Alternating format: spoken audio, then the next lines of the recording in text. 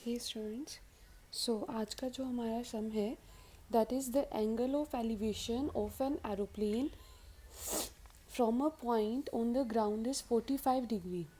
Elevation मतलब क्या होता है कि जब आप नीचे से खड़े होकर किसी ऊपर वाली चीज़ को देख रहे हो तो वहाँ हम क्या बनाते हैं, एंगल ऑफ एलिवेशन। उन्होंने लिखा है कि एंगल ऑफ एलिवेशन ग्राउंड के किसी भी पॉइंट से एरोप्लेन का कितना बन रहा है, 45 डिग्री।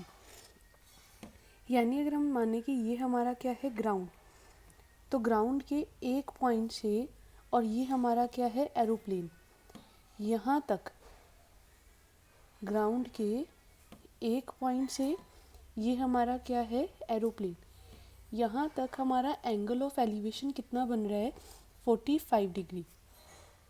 ग्राउंड के किसी एक पॉइंट से एरोप्लेन का एंगल ऑफ एलिवेशन कितना है, 45 degree. After the flight of 15 seconds, अब ये एरोप्लेन 15 सेकेंड्स तक चल रहा है, फ्लाइट उसकी है 15 सेकेंड की। तो after the flight of 15 seconds, यानी यहाँ से वो थोड़ा दूर जाता है, कितने टाइम पीरियड में, 15 सेकेंड्स के टाइम पीरियड में। The angle of elevation changes to 30 degree. तो यहीं से उसका एंगल ऑफ एलिवेशन, अब ये एरोप्लेन यहाँ पर ना होकर बल्कि उसकी नई पोजीशन ये है, तो यहाँ इस एरोप्लेन का इस ग्राउंड से अब जो एंगल ऑफ एलिवेशन बन रहा है वो एंगल ऑफ एलिवेशन कितने डिग्री का बन रहा है, 30 degree.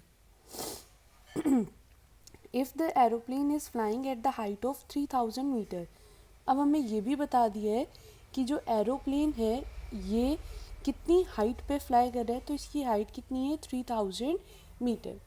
Find the speed of aeroplane, हमें कितना पता करना है, एरोप्लेन की स्पीड को। दोबारा से एक बार क्वेश्चन समझते हैं। उसने लिखा था कि पॉइंट, ग्राउंड के एक पॉइंट से एरोप्लेन का एंगल ऑफ एलिवेशन कितना है, 45। ये एरोप्लेन 15 सेकंड तक चलता है, उसके बाद जहाँ भी इसकी जो भी पोजीशन होएगी वहाँ से इसका एंगल ऑफ एलिवेशन अगेन कितना बनेगा, from the point of ground 30 degree. फिर उसने बताया कि ग्राउंड से ये एरोप्लेन कितनी हाइट पे उड़ रहा है, तो 33,000 मीटर की एल्टीट्यूड या हाइट पे ये प्लेन जो है वो फ्लाई कर रहा है। आपको बेसिकली बताना है स्पीड। अब हमें स्पीड अगर बताना है तो स्पीड के लिए हमारे पास फॉर्मूला क्या रहता है, तो speed is equals to distance upon time. तो टाइम तो हमारे पास है कि उसको कितना टाइम लगा, 15 सेकेंड का। क्या चीज़ हमारे पास नहीं है, तो हमारे पास क्वेश्चन में डिस्टेंस नहीं है जो एरोप्लेन ने इस पॉइंट से इस पॉइंट के बीच में कवर किया है। तो हमें बेसिकली ये वाला डिस्टेंस पता करके देना है।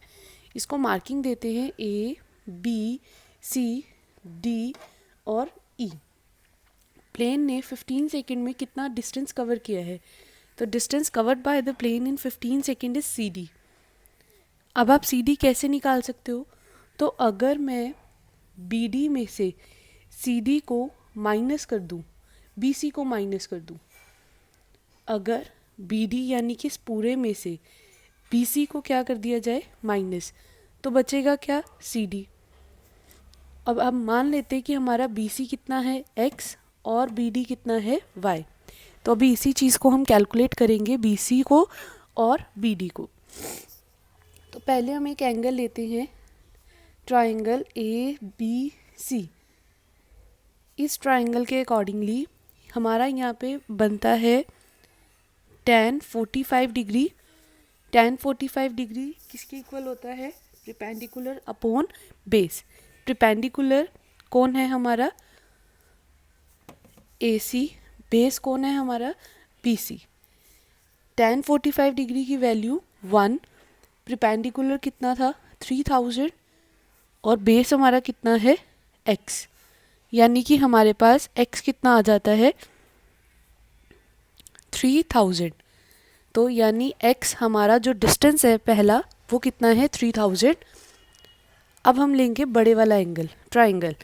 तो ट्राइंगल कौन सा है हमारा, BED। BED ट्राइंगल में अगेन अब कौन सा थीटा बन रहा है, 30 डिग्री। तो tan 30 degree equals to perpendicular upon base. अब देखिए प्लेन की हाइट यहाँ भी 3000 है, तो यहाँ भी कितनी है, 3000 मीटर। वो अभी भी ग्राउंड से कितना ऊपर है, 3000 मीटर। तो परपेंडिकुलर 3000, बेस जो है वो अब हमारा क्या होगा, 30 डिग्री को देख रहे हैं ना, तो 30 डिग्री के अकॉर्डिंगली बेस हमारा कितना है, बी डी। tan 30 डिग्री की value 1/√3 3000 upon B D, cross multiply करेंगे तो यहाँ से हमारे पास बी डी, जिसको हमने क्या माना हुआ है, वाई का आंसर कितना निकल कर आएगा, 3000 मल्टीप्लाई बाय √3। अब हम √3 की वैल्यू को भी फिल कर सकते हैं यहाँ पे, 3000 मल्टीप्लाई बाय √3 की वैल्यू जो है वो हमारे पास रहेगी 1.732, 1.732। ये हमारे पास किसकी वैल्यू है, √3 की। इसके बाद जब हम 3000 को मल्टीप्लाई करेंगे 1.732 के साथ, तो हमारे पास अवेलेबल आंसर आएगा 5196। अब हमारे पास देखिए BC का आंसर आ चुका है, BD का आंसर आ चुका है। तो अब आप क्या निकालोगे, अपना CD। CD किसके इक्वल है, BD माइनस BC के। BD कितना था, तो BD हमारा है 5196, BC जो कि हमारा क्या है, X, ये कितना है 3000। यानी हमारे पास CD, ये डिस्टेंस था जो कि एरोप्लेन ने कवर किया है इन 15 सेकेंड, वो कितना आएगा, 2196। अब मेरे को क्या निकालना था, स्पीड।